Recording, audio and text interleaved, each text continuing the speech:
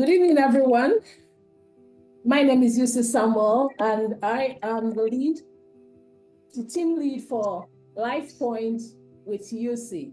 So I have many of us on my platform, as I can cite your names. I also know there are people that are being invited.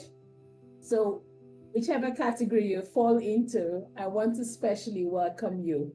Thank you for being able to make it tonight. Like I was saying earlier on, it's a time that some of us would have loved to at least get some rest before reclining to bedtime. But all the same, I appreciate that level of sacrifice you're putting in to be here tonight. And that's because you must be a person who loves to learn, a person who wants to also improve in your personal life. So I salute you. I salute your courage and your love and interest for wanting to be a better person than where you are. So tonight, the speaker, the facilitator is already in the house. That's the beautiful thing. And I had earlier on said it's somebody that I had known for a long time. So when I say somebody is walking the talk, Mr. Steve Orji is doing that. And so I would love us really to ask questions tonight from our hearts and from the area where this is affecting you. People have different challenges when it comes to this habit, imbibing the habit of reading. Like I said, for some people, it's even a no-no. They don't know, they don't just want to read. For some other people, they read, but they don't finish. Different challenges. So I may not be able to capture everybody's challenge in terms of coming up with a question. So it will please me tonight if you listen to the guest facilitator and be able to ask questions in the area where it is affecting you.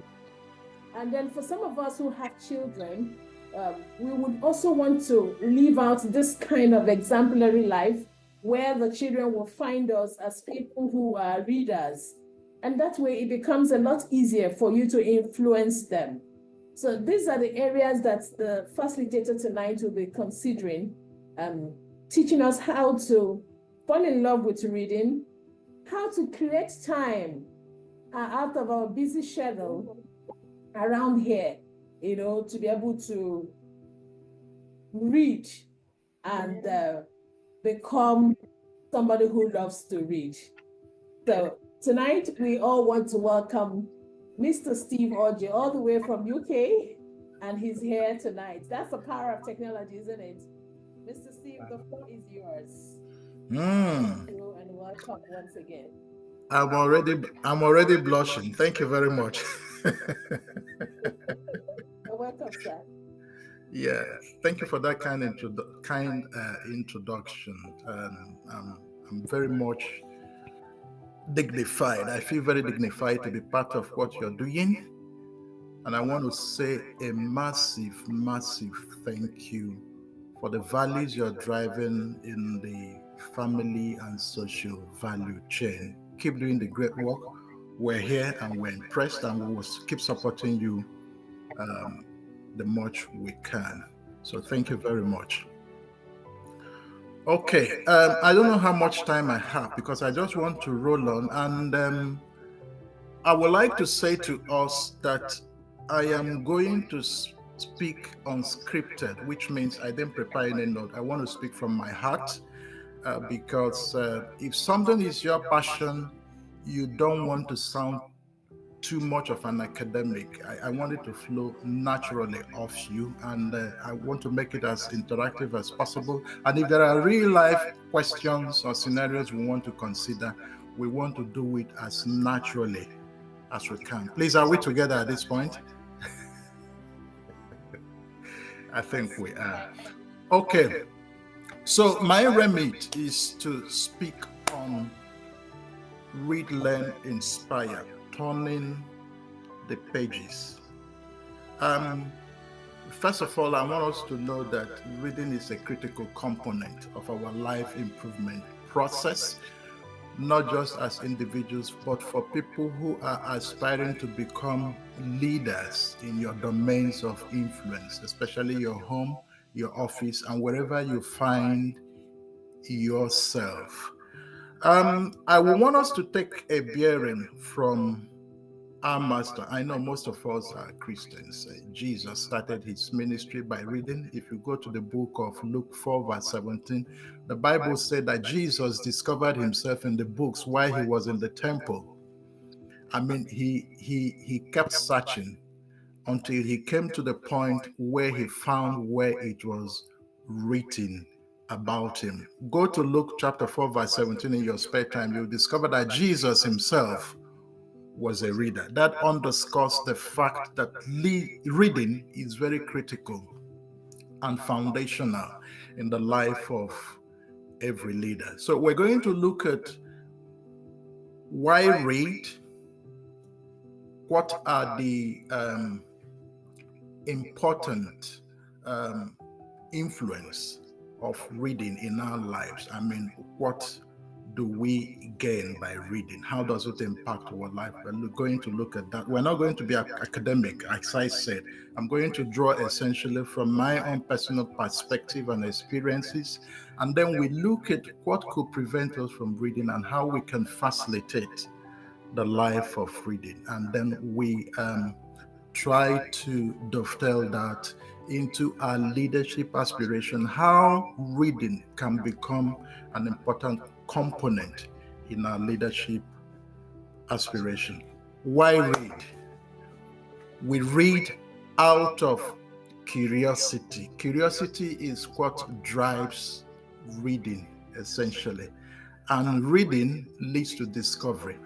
So, if you have lost that curiosity to read, it means you are almost shutting the door to discovery. And of course, reading started from the earliest civilization. Of course, leaders in the earlier times had bookmakers, people who were able to document what they did and what they are doing so that it can be made available for people to read. So that had been an aspect of human civilization and evolution. So it's important you know that. Why did they do that? Because even the civilization we have, the Euro-Judaic civilization, is a distillation of knowledge and information over the years. So when you're reading, you're actually gleaning from the wisdom and the events that have happened in the past and the information down the centuries that are compacted in what you call a book. I don't know if we're together so far. Are you hearing me clearly? I think we're experiencing slight hitches while you spoke some seconds ago, but we could continue. Can you hear me? Can I be heard? Yes, go ahead. Oh, okay. Yeah, so that is. Yes, from my end. You may go ahead. I believe the other people are also. Yes. Okay. So that is how important reading is in the life of, every individual. I just want to cast our mind back in the 80s when we were growing up. We used to have, group of people who love reading in school, and we had some form of book club. Of course, let me just take us back down the memory lane. I don't know how many of us were here in the 80s. We used to have a series they called Peseta series. And we used to have series they called African Writers series. We used to have the Mills and Bones. We used to have Jeffrey Archer. We used to have the espionage of people like, what is it called? Jeffrey Archer.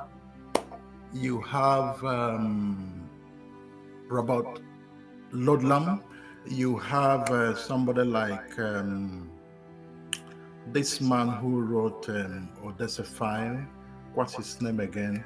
Yeah, he writes about espionage. So those days we used to have book club and people who discuss about books in our little community. What drives reading is curiosity, because you want to know, because you want to expand your knowledge base, because you want to be informed.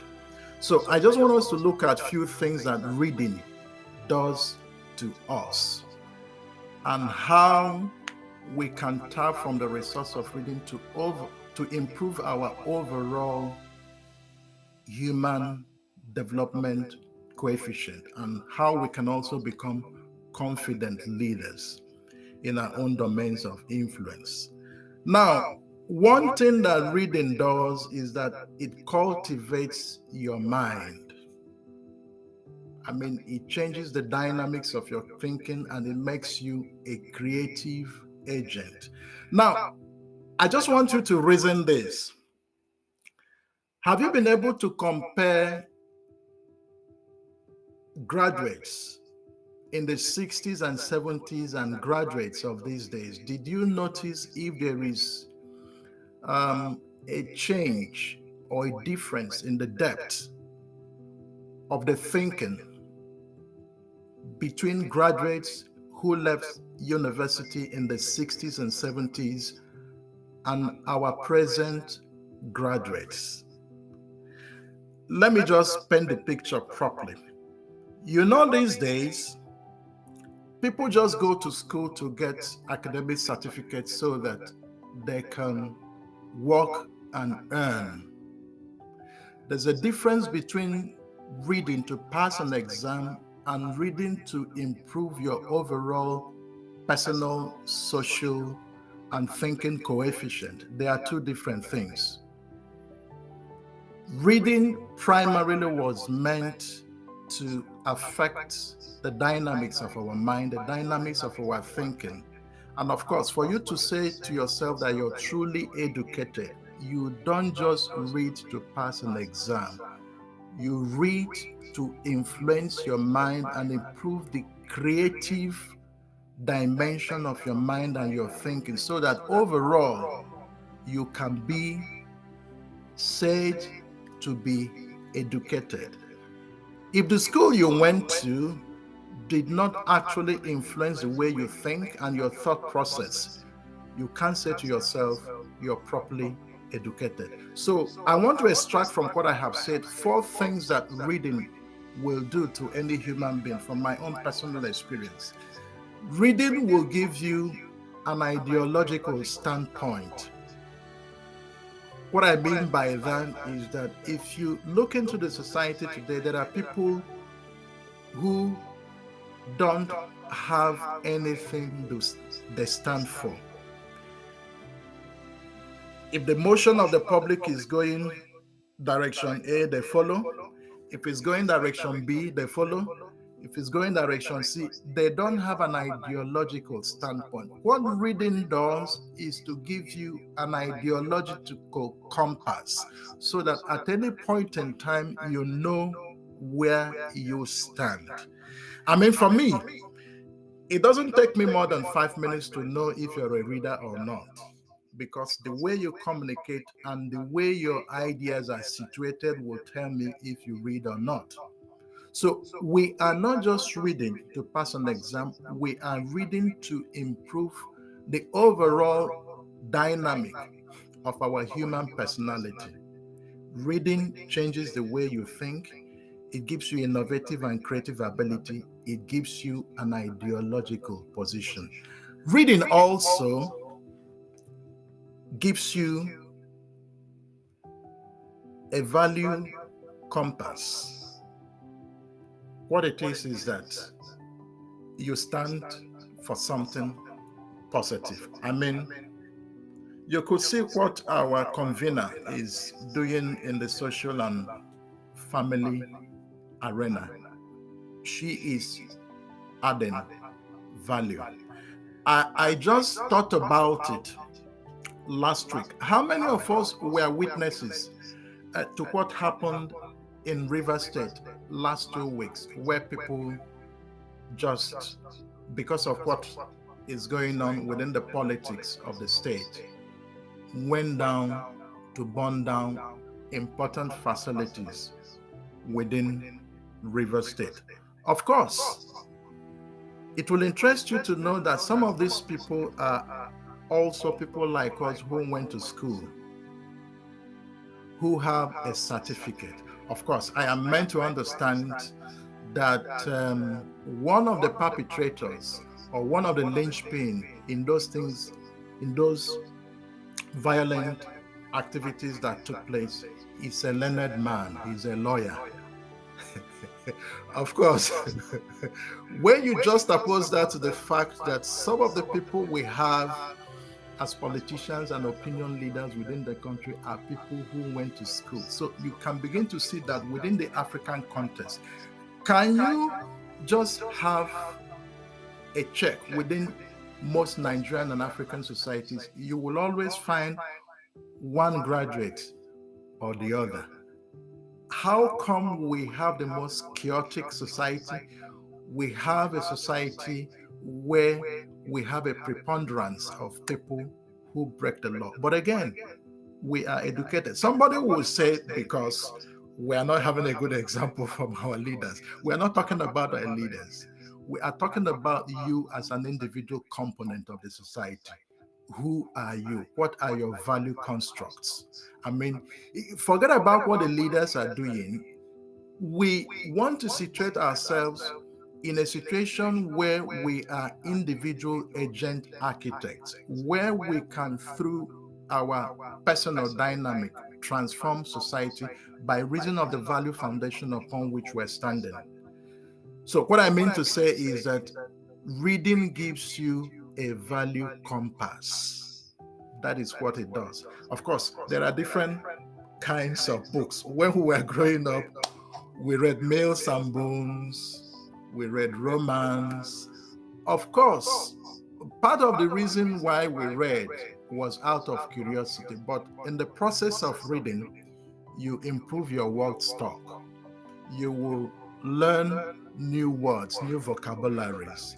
You will learn how to write. It will influence your writing because you have enough word stock. But over and above that, it has to improve. It has to do something. If reading hasn't come to the point where it changes the way you think and your perspective, the way you reason, the way you imagine, your power of innovation, your power of creativity, you haven't done enough. Please, are we together so far? But are we together so far? Just let me know. Okay. I am. That's fine. So, can I just ask a question? How many of us have read any book this month or this year, since the beginning of this year? Have you read any book? I have one I'm reading, Being Strategic.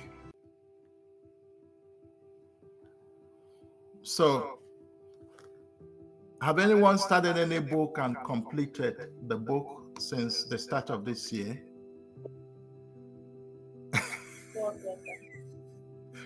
No.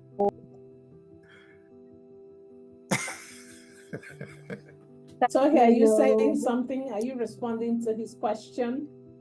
I said, has anyone started any book this year and finished it? I started, but I didn't finish the book. You can also respond I'm reading the chat box. I'm reading this at the same time. Okay. I have said two things. Reading. Victor said yes. Did you see it? Yes. Victor responded. He said yes. Yeah.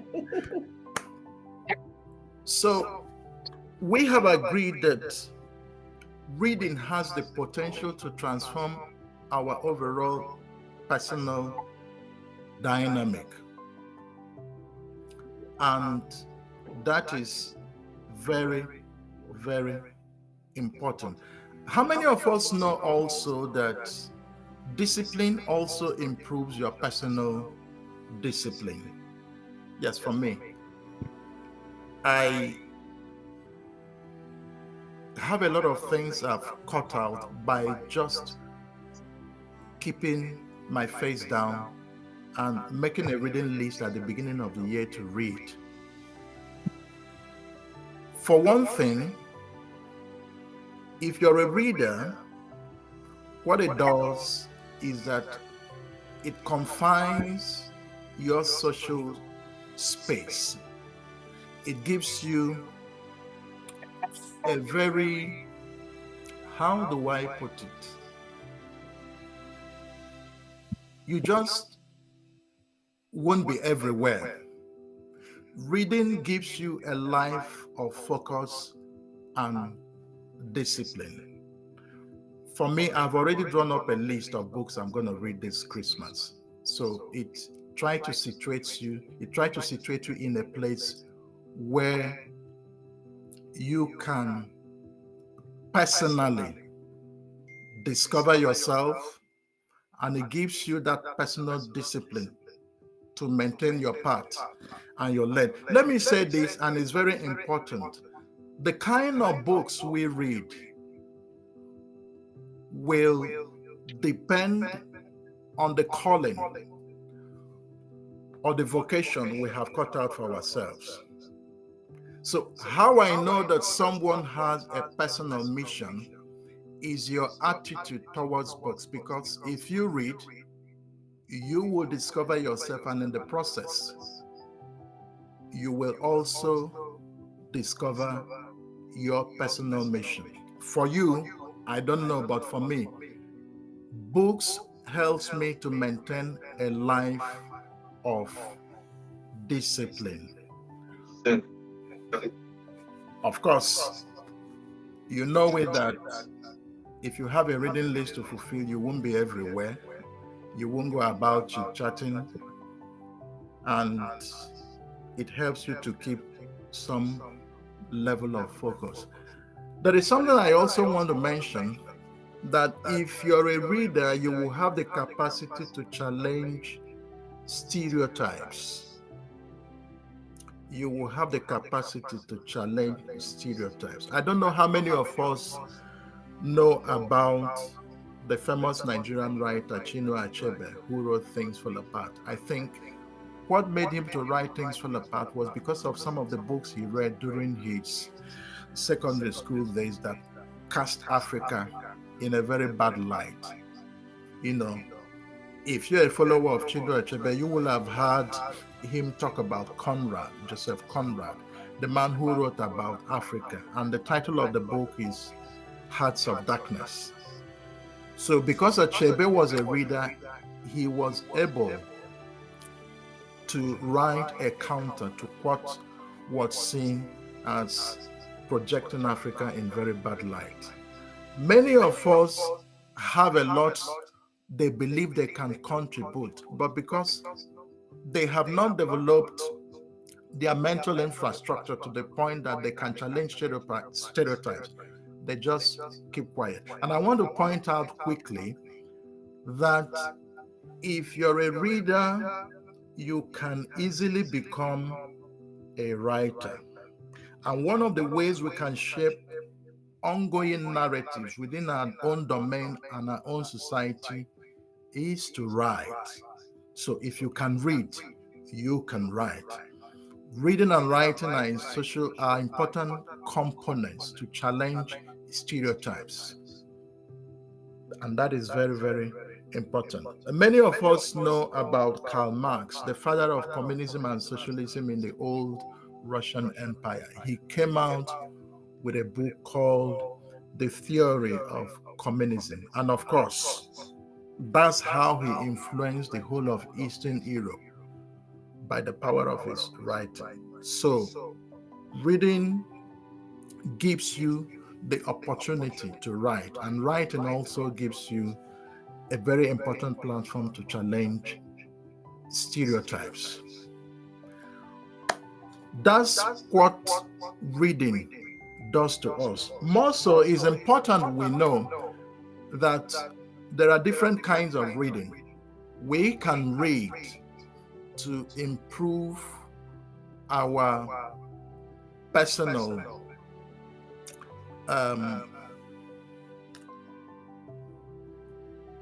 career progress. I mean, there are books that are tailored to launch you into very visible positions in your career. Those are more likely to be technical books tailored towards your profession. So it's important we also invest in ourselves by getting those books that will improve our professional visibility. I mean, there's nothing wrong in investing as much. Personally, what I do is that at the beginning of the year, I will look at books that are related to my career and I buy them, like this one. On the average, in a year, I invest close to Nigerian 200,000 naira. I mean, in a year. I don't know what the conversion rate is at the moment, but at least I will make sure that I get books that worth close to 200,000 naira every year. That is not inclusive of the books I normally go to glean from in the library.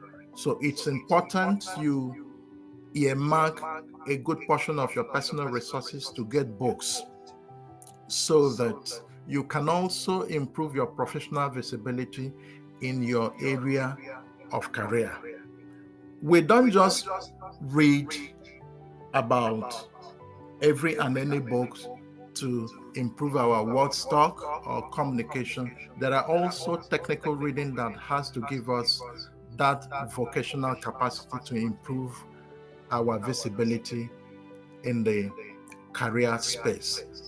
That is also very important. For me too, I read other books because I'm also interested in investment.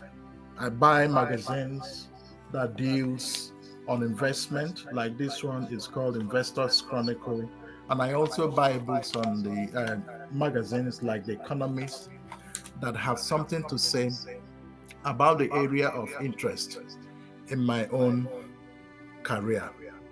So we must also understand what our aspiration is. That will help us to get the kind of books that will help us achieve what we want to achieve. If you are interested in building family and social values, like our convener has done, I believe she has enough books that has to say something about family building, social value building, and things of that sort.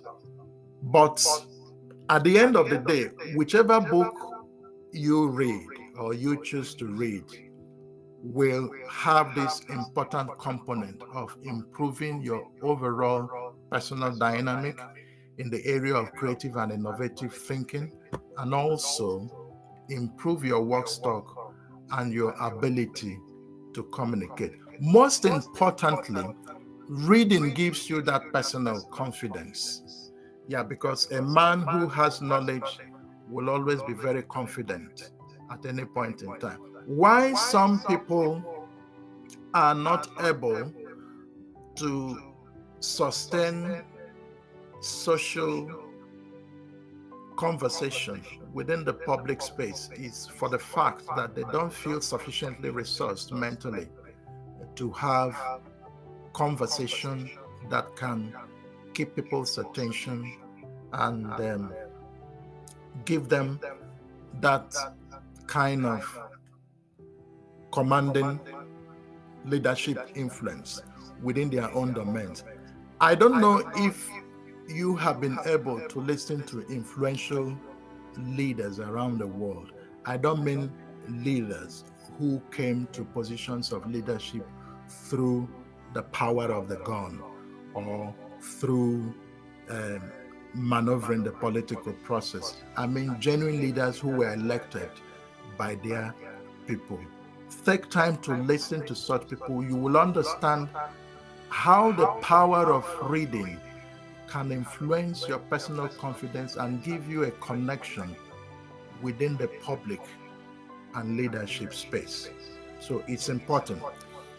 Understand what your calling is and then do as much as possible to resource yourself along that line by getting books. I mean, of course, 15, 20 years ago, I made sure I got all the books written by Miles Monroe because he was a leadership and development expert. Every of the book he wrote, pointed to how you can develop your leadership and personal capacity. I read all his books. In fact, the first book he wrote, Discovering Your Potential, I made sure anybody who came into my house read that book. So once you are able to understand your calling, your vocational calling, your professional calling, you have to look for books that will help you achieve that level of personal resourcing so that you can also become an authority in that sphere or that domain. So I have said 5 things. Reading opens your mind, resources your mind. In fact, books is the manure of the mind. If you want to develop your critical thinking, your innovative and creative ability, you have to read. If you want to improve your personal confidence, sustain social conversation, be able to communicate in a way that will attract people's attention and sustain their attention, to communicate your values effectively, you must be a reader.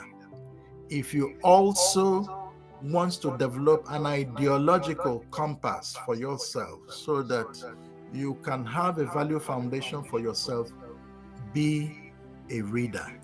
If you also want to maintain personal discipline, get focused in life, you must also be a reader. So overall, reading develops your overall human dynamic, your mental, social, and emotional dynamic to such a point that you can become a leader of people. Like I said, the present Euro-Judaic civilization we have is a product of books, a distillation of the wisdom of the ages compressed in the books. No wonder when you go to developed countries, any corner you turn, you will see a library. Even at the train station, at the bus station, libraries, because they have discovered. In fact, somebody said that one way you will know an African when you're traveling is that they are the one who are talking. If you have boarded a plane and you look around, more often than not, the people who are chit-chatting are Africans. Of course, on the average, most people in the developed world, they read. I just want to challenge us. I don't know if you have a personal library. This is a time to go and resource your personal library, because we have the cliche, every reader is a leader. So if you want to become a leader, a consequential leader in your domain of influence, you must try to reignite that curiosity to read. So how do we bring reading into our leadership to inspire people? And then if we're not reading and there are obstacles and barriers to reading, what can we do to overcome those barriers? I would say, if you are interested in leading people, you have to develop that habit of reading, because whoever reads will have developed an intrinsic capacity to communicate. What drives communication essentially is your level of knowledge and your word stock. Do you notice that there are people who can speak for hours unscripted without looking at any paper? It's simply because, of course, one of American presidents, Obama, Bill Clinton, they had such successful leadership because of their power to express themselves. Of course, let me draw us back to the Grecian empire. In the old Grecian Empire, one of the qualifications to be a leader is you must be able to communicate.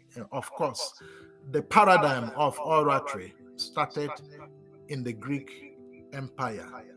People who become statesmen and leaders must have the capability to speak and communicate effectively, because you can't effectively communicate an ideology or a value or drive a value without you having the capacity to communicate. And the only way you can communicate effectively, effectively, and efficiently is by reading. So whether you're a leader at home or in the church or at the workplace, you must develop the habit of reading. Let me just share with us the psychology of communication. When people listen to you and in the first 5-10 minutes, you are not delivering something of substance, something substantial, and you're not connecting with them mentally, they will lose interest. Of course, most people follow those who feel have the capacity and ability to inspire them. People who are knowledgeable, people who have something they can offer them. The only way we can drive our leadership influences wherever they are, wherever we find ourselves, is to become readers. And reading will make you a thought leader. And when you're a thought leader and you can communicate your thoughts and values effectively, you can read. Like somebody rightly said, leaders do not fall from the cloud, they come from the crowd. So you can distinguish yourself by resourcing yourself through the instrumentality of books. Of course, in this 21st century, you can't be an effective leader if you're not intelligent. You must have information at your fingertips. And I remember to say this, the 21st century is a domain of innovation. Of course, forget about whether you have master's degrees or PhD. What will drive success in this 21st century is the power of innovation. And the power of innovation is a critical aspect of an innovative mind. What can drive you to that domain where you can become a critical thinker is when you are able to read, sit down, and reflect. The people who are making waves in this 21st century are not professors or people who know too much book. It's people who can understand how to sit down and think. Of course, if you want to be an innovator, you will have taken your cue from people who have succeeded in innovation. It took me like 2 days to finish the book written by Steve Jobs. The owner of Apple. He didn't go to conventional university as some of us did, but he was able to think out how he can produce a piece of a technology infrastructure that can help drive innovation. Of course, Apple, as you know, is the most valuable company in the world at the moment. The founders of Apple are not professors. they are people who tapped into the innovation dimension of the human mind. There is no way you can become a creative agent or innovative agent if you don't resource your mind to the point. And most importantly, too, it's not just about reading, but also having a time to think and reflect, which is critical to the dimension of innovation. So, what I'm saying is that in this 21st century, you must be innovative and creative and intelligent to be the leader who can drive change in your own domain. So it's important we know that. So look for resources in the area where you want to be a leader. If it's in the innovative field, find books in that area. If in the value, social and family value, find books in that sector. And most importantly, it's also key that we listen to thought leaders, people who have achieved a measure of success in the area we are aspiring to dominate. Of course, you will glean a lot of resources from there. Okay, so let's look at some of the barriers that can prevent us from reading and how we can get around that. Can I just say to us, practically and experientially, it's very difficult to find time to read in a depressed economy. Africa and Nigeria are running a very depressed social system. Of course, from what I can see from where I am, the middle class has been completely wiped out. When we were growing up, the people who used to read books or people who owned a lot of books or a good library are people in the middle class. At the moment, the middle class has vanished. What you have are the super rich and the very poor people. Now, somebody will ask, when I haven't got enough disposable income to look after my family, how will I buy books? Of course, it's very important to know that whatever you call your priority will realign your spending. If you believe that reading is very important, no matter how small your budget can be, at least try to buy one book in a month or in a quarter. I know it's very difficult, but try and say, I want to forgo buying a clothing for myself. I just want to get a book. Of course, at the beginning of the year, you will have made a budget planning to say, this is how much I want to spend in books. That will help you discipline yourself along the line of making provision for the books of interest.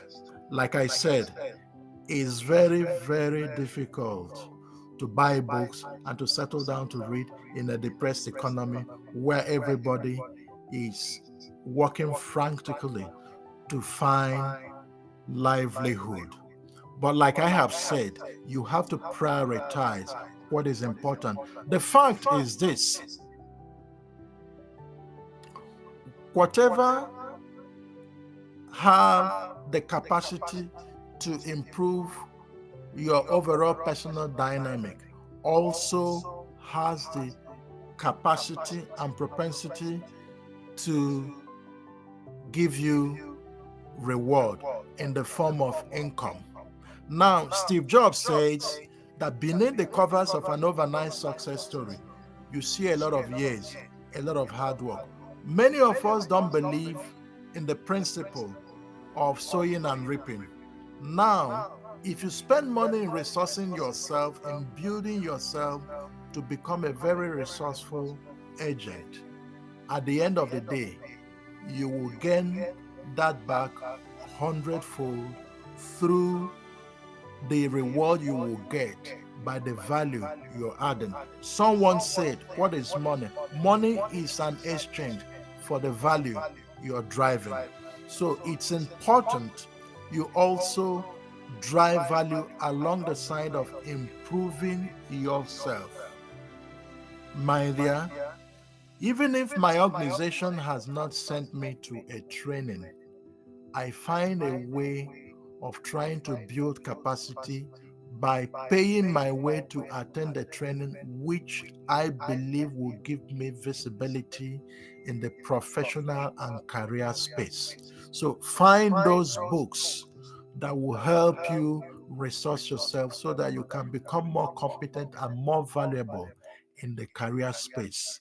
I mean, it's opportunity cost. You forgo one thing to get the other thing. Number two, you must not ask for a holiday to read a book. Personally, I read in snatches. I open a book, I read it when I'm going to work. I can read it on my way to work. When I have a break, I read in the toilet. I read everywhere. I read when I'm traveling. I read when I'm sitting in the coffee shop. I read at any point in time. Just squeeze any available opportunity you have to read. Of course, the truth is that you can even read 5 books per time. It doesn't necessarily mean you have to finish them. I had somebody saying he started a book and never finished it. Well, what it is that if you read in snatches like I do, you will find time one way or the other. Whether it takes you 4 or 5 weeks to finish a book. Like I remember 5 years ago when I was traveling from Chicago to North Carolina, I read a book written by Chimamanda Adichie. It's called Americana. It's a large print book. I read it for 7 hours. I finished it. I mean, it's on air. I read when I'm traveling. I read when I'm at home. So for people who are pressed for time, you can read in snatches. I mean, any available opportunity. I know it could be very tiring, but it's something you can do because what drives reading is actually curiosity. And when curiosity dies, it's very difficult. Can I just share this with us? There are people who have encountered so much disappointment. They have encountered so many social barriers. They feel depressed. Anyone who is depressed can't sustain curiosity for a long time. I mean, there could be a lot of things happening around you. Things haven't gone your way for a very long time. So you are feeling depressed. I mean, it takes a lot of mental and emotional vitality to read. If you're in such a situation, I will advise you to take some time out for personal retreat. You need to heal. You need to exhale. You need to find yourself again. Most of us are lost in the social specter of trying to get a living. We are frazzled. We are knocked out. We have what you call burnout, emotional and mental burnout. You need to take out some time to get yourself back. I mean, even if it means you going out from your accustomed place, just take a holiday somewhere, not an expensive holiday. Just change where you are, a change of scenario. You come back mentally and emotionally refreshed because nobody can read if you're actually depressed. That is what I do when my plate is full and my table is cluttered. I try to first of all clear myself up emotionally and mentally. That will give me the mental and emotional vitality to read. And number 3, there are digital resources available to us. You can get audiobooks. I mean, you can play it in your car when you're traveling, when you're going to work. You can play it in the MP3 digital facilities at home. I mean, you can get a Kindle. I mean, these are digital resources and platforms that enables us to read. Even if you have a lean budget in getting books, there are free resources on the internet like Google Books. You have Goodreads. Yeah, those ones. Most of the time, the books are free. You can download them, of course, and put in your device. Personally, I have a book club, and I make friends with people who have very big curiosity for books. Of course, the association you find yourself will also determine your level of interest and curiosity. Well, growing up, my parents were not so much educated, but I have well-traveled cousins and uncles. So each time I visit, I help myself to books available in their libraries. Like I said, it's a life of discipline to read. I mean, to constrain yourself to read because there are competing interests. The 21st century is activity heavy. If you're not careful, you'll be spread apart, spread too thin, doing too many things at the same time. But you have to reprioritize, to say to yourself, this is how I want to develop. And the only way I believe I can do that is through discipline myself to get back into the habit of reading. I mean, create a self-development plan and make it consistent every year, review it every quarter. Have I actually developed myself? Have I actually grown from first quarter to second quarter? That is, we're coming to the end of the year. How much self-improvement activities have I undertaken to make sure that at the end of the day, I'm better than who I was last year? So draw up a book reading plan for yourself and be able to discipline yourself. Yeah, I wanted to say this. Many of us who are Christians in Nigeria and Africa, the only thing that has kept us going and has been the pivotal point of our self-resourcing has been the church. Now, there are so many Christians who only listen to their pastors and read the Bible. Well, as good as it is, it will make you a narrow-minded person. I mean, that is a narrow bandwidth to operate from. I mean, you don't live off the word of your pastor or whatever your pastor says. You must be able to interrogate the things around you by expanding your personal universe in the books you read. I mean, we have to explore. If your curiosity have died, please, this is an opportunity to wake it up. Like they said, readers are leaders. There is no height you cannot attain.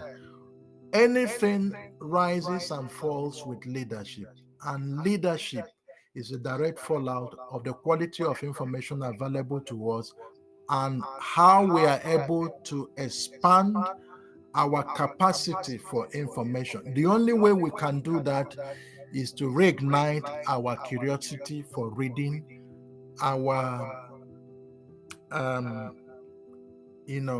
drive for discovery. Once we stop reading, we'll stop discovering. Once we stop discovering, we have shut the door to growth. I believe we can go back and reignite that curiosity and passion to read, so that in this 21st century, we can remain relevant within our domain of influence and to become the people God wants us to be. Thank you very much. We can take questions and interactively relate to what we have heard or the things we have to say. Are we? Wow. That was a fantastic session. I'm sure that a lot of people followed through. So at this time, if you have any question concerning what was spoken about today, or any form of concern or challenge when it comes to reading, this is a good time to ask your questions or seek clarity in any way that you wish to get clarified. This is a good time to do that. Thank you. You can either put up your hand with a raise or type in the chat box. Okay, so for me, I've always had this challenge with finishing up a book when I start. Sometimes not because it's not interesting or because I'm not learning from it, but mostly because of pressure, work pressure, and certain other distractions are coming. And then I realize that I can't cope with the reading. Sometimes I say I'll continue and I never get to continue. I've also had to join one or two groups and book reading groups, that is, join them maybe online, a WhatsApp group, and I try to follow up, but just the same thing happens. So I don't know. That's been my biggest challenge. I don't know what solutions you could prefer. Thank you. Okay. Can I just ask, those books, are you able to find the audio versions? Are you able to access their audio version? Is that possible? Okay, well, That's no, one. I haven't really gotten any audio version of any of the books. Okay. How much? Okay, let's put it this way. Me, I'm not a holiday person, but I try to get breaks from work. Like last week, I took a break off. What I needed to do was to tidy up some books I was reading. Some of them are academic materials, some of them are professional materials, and some of them are also personal self-development resources. So, you know, when people say they don't have time, like I can get 20 calls in a day, it will interest you to know that I can only reply to two of them. Why? Because these are people who occupy a pecking order in my list of priorities. Let me put it this way. It's something, it's important to you, you will try to make out time. Number two, reading is a trained habit. Yeah, you have to exercise your mind, your emotions, your spirit.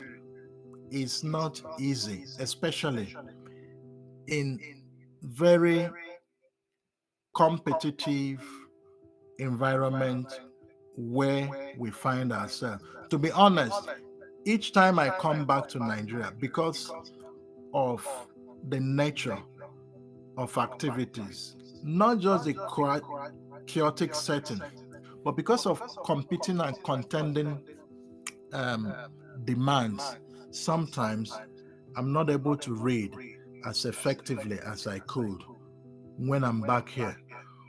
But try, I would say. Now, it takes a lot of personal discipline to do that. But I will encourage you to also try your best. Secondly, do you own a Kindle? I will ask, because there are Kindle versions of most of the books we have. For me, sometimes it's fun and easier to read from a digital device. You may not necessarily buy a Kindle. You can download a Kindle application on your phone. It will function as a normal Kindle. And for me, because people are digital savvy these days, it's a bit more fun and interesting to read off a digital device. Another thing I try to do is to, have you tried passing a book to a friend, to ask your friend to have a go at this book? And when the person has finished reading, you come back to have a chat about that book. That's a way also to rev you up, to try getting into the books. I have a lot of guys in my office. During break time, we discuss about books. Of course, somebody can give an interesting highlight, and it takes me back to go to read the book afresh. It will interest you to know that there are books I have read more than 3 or 4 times, like George Orwell, Animal Farm. I have read it up to 4 times. A book like Chimamanda Adichie's book, Purple Hibiscus. I think I have read it more than twice. I mean, because I listen to the book reviews again and again. If there's an aspect I missed, I try to go back to it to catch the essential point the writer was trying to make. Try also a small holiday, a change of scenario, a change of setting. Move out somewhere, at least few days, 1 week. It can give you a mental fillip to.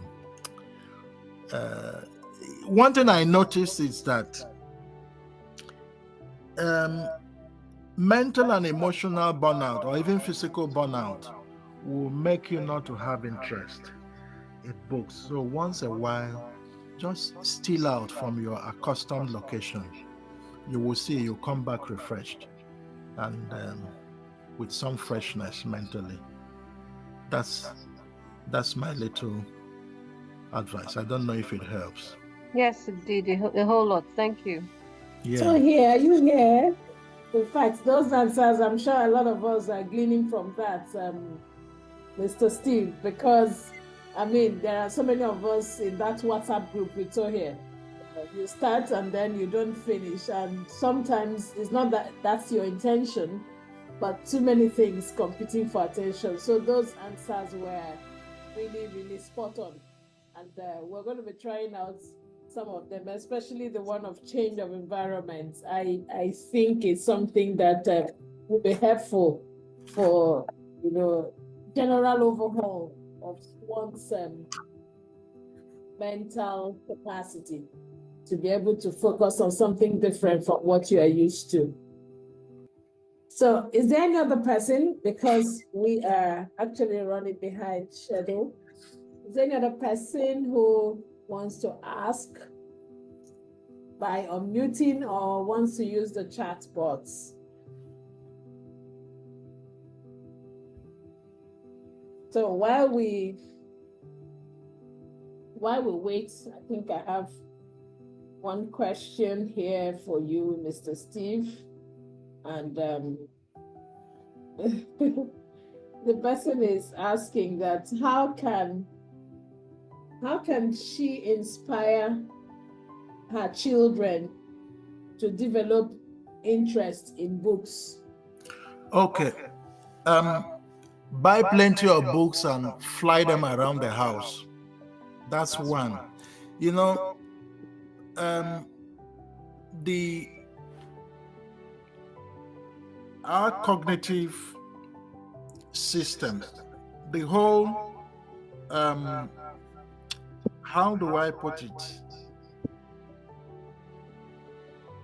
The eyes, the ears, every of our sensory organ responds to stimulus. And why the developed world build libraries everywhere is that chances are that whatever your eyes can see has some kind of connection mentally. So, what I do, like in my house, in the village, not in the city or in the village, I have up to 150 books. I just keep them. When I was a bachelor, I have some sets of books that if you come to my house, you must read that book. One of them is Gifted Hands by Ben Carson. One of them is Developing Your Potential by Miles Monroe. Um, that book by Ben Carson was given to me by George Bush press secretary because I worked with her at some point as an undergraduate. Now, keep the books like they say in our local proverb. Just drop the bone for the dog. The dog will decide what he will do with the spirits, you know, when he goes for the bone. So just drop the books in your house and leave it. Children are very curious. They might not at the get-go want to read the book, but there is something about books. You can flip open a page and something catches your curiosity and you're gone with the book. Mind you, books are written in such a way, especially good authors. There are good authors, you call them page turners. Once you get the book, you keep turning the page until you finish. You can't drop them. Look, let me tell you, go and get any of Chimamanda's book. You can't drop it until you finish. There's another Nigerian writer called Sefi Atta. Get her book. Everything good will come. You have Chidi Obioma, the fisherman. These are, look, let me tell you, Nigerians are gifted with wonderful, the best set of writers I've ever seen. I mean, when you go back to read Chinua Achebe's book, let's say Things Fall Apart, for instance, that book has been over 60 years. But when you open it, you can't drop it. So, first of all, buy the books, forget it, forget about it, place it around the house. Number two, have a chit chat time where you talk about the books. But first of all, before you drive your children to read books, make sure you have read them. Tell them the story a bit. Ah, you see this book? Oh, my dear, there's a character here.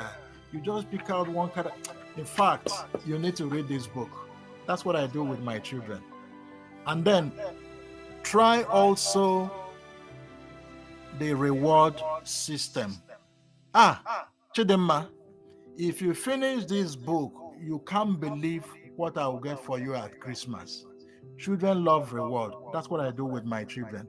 In fact, there's something I got from my daughter, and I said, if you're able to finish this, tell me what you want for Christmas, and I'll do it. That's one way you can motivate children. You can also get audio books. They like comical books, things they can watch and see and listen to.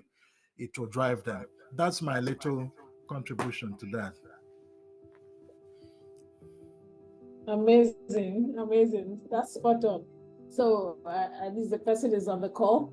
So get books all around the house with that, making it accessible, and try to make sure that you read, because these things work like influence. You're reading, you read it, you tell the person, just like to create a suspense, like, oh, you've got to read this. And then putting a reward system in place. Do this and get this. I mean, there's nobody who doesn't like it, even adults. If they promise you that if you do this, you'll get this. You work hard towards getting that. Thank you so much, Mr. Steve. We have spent quite some time learning about cultivating the habit of reading, how to fall in love with reading. Like you said, reading is about curiosity.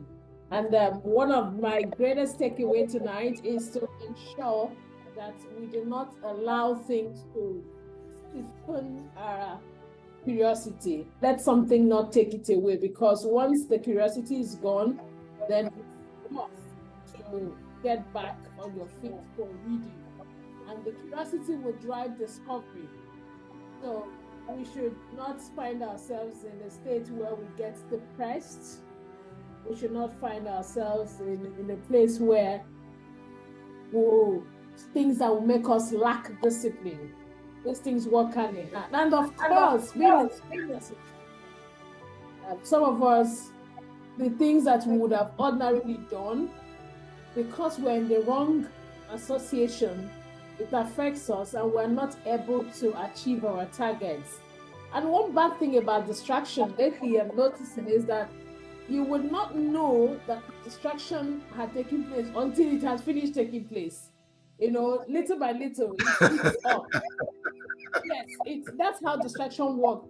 Distraction doesn't come like a bulldozer. 100%.